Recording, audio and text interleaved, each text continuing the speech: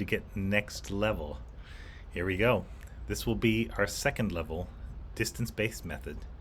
And this is going to be the neighbor joining method. And as you can see up there, this thing is 30 years of bioinformatics evolution more advanced, or at least later, than the UPGMA method.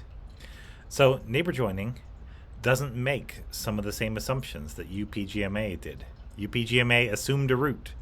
Neighbor joining will join all the neighbors, and then it will let you, the operator, the person with a brain here, actually figure out where the root is using whatever means are at your disposal.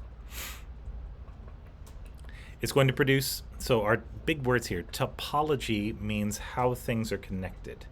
So if sequence 7 and sequence 8 are connected right here, then that's a particular topology. And then if sequence 7 is connected to sequence 6 and sequence 4 and then only connected to sequence 8 over here, that is a different topology. Yeah, they're not connected in the same way. I would say don't worry about too much about how you would calculate the way they're connected.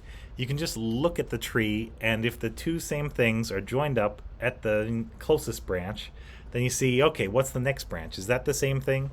That's how you can compare two trees. So, here again, a neighbor is going to be a pair of operational taxonomic units. Those can be either sequences or these sort of computed units made from sequences. They're going to be connected to a single interior node, which just means a node, which is sort of between the two, which is a common ancestor of the two. We'll turn the coffee machine off. There we go.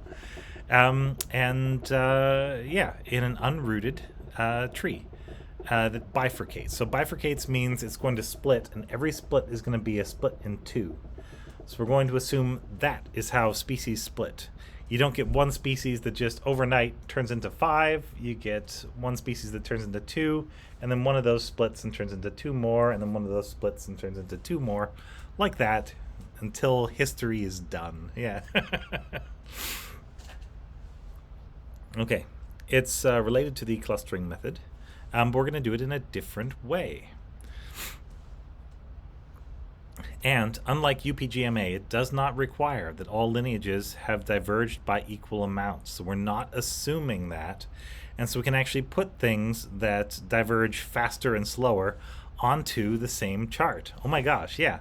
So now it is much better for connecting the different branches of the tree of life together. Whereas UPGMA might work okay within a small branch, this is going to work better if you're connecting up those groups to each other. So yeah, especially suited for things with largely varying rates of evolution. Fantastic. Yeah. And yeah, you can use it with other methods that will help you to find the root or sort of correct these trees.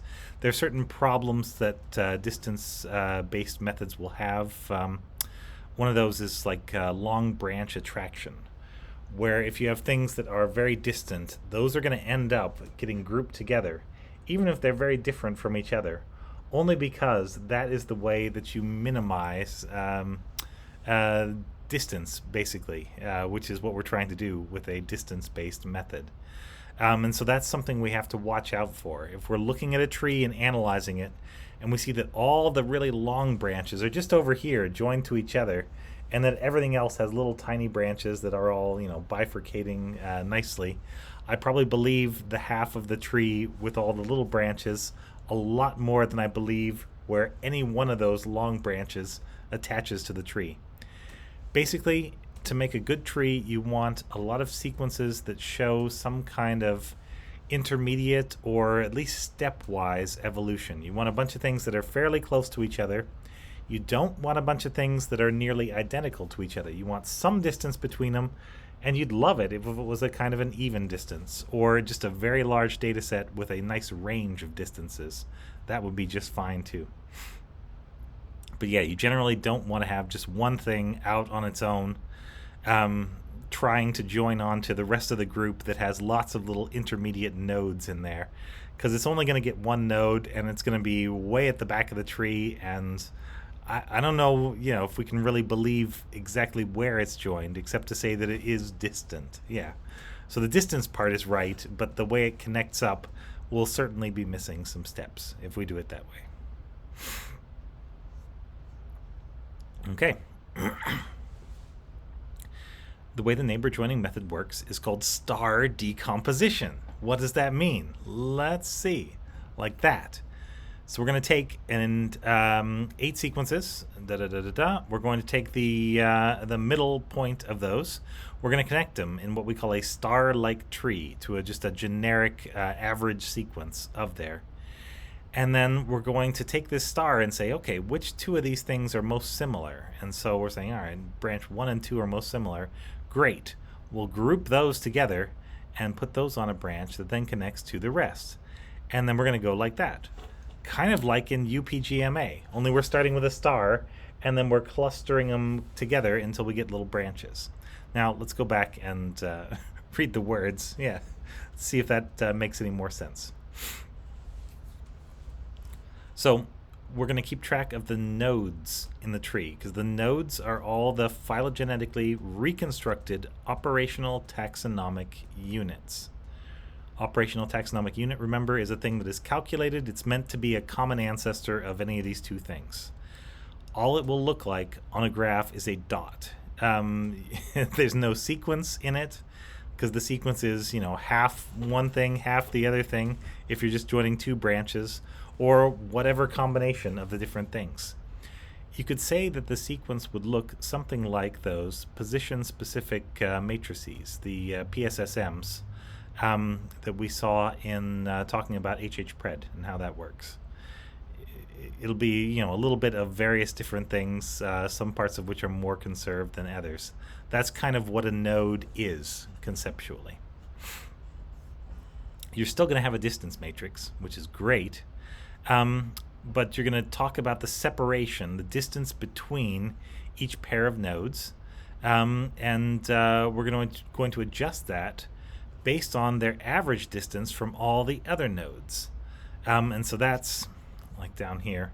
We say, okay, these 2 have a distance to each other, and then what's their distance to all the remaining nodes?